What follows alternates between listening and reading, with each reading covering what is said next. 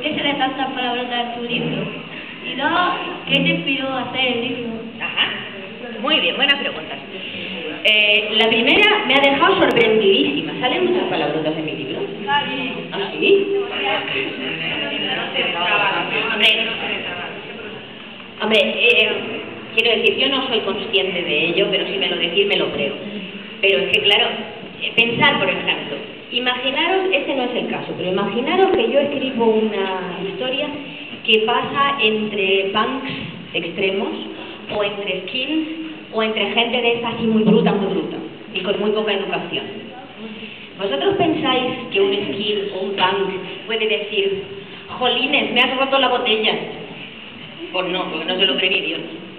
Entonces uno, para caracterizar al personaje, tiene que poner, por ejemplo, una señorita de buena familia del siglo XIX, cuando decía corcholis, ya era muy fuerte.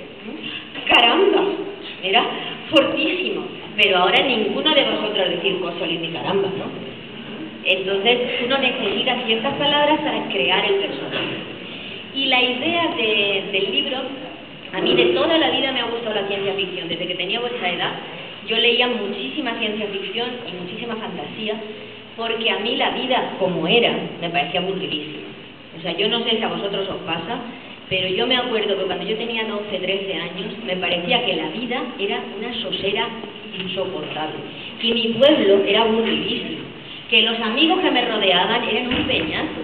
Y entonces yo necesitaba los libros para salir de mi planeta, para conocer extraterrestres, para poder volar en un dragón, para hacer cosas que no podía hacer todos los días. Por eso nunca me gustó el realismo. Y entonces me dediqué a eso. Por aquí había más cosas.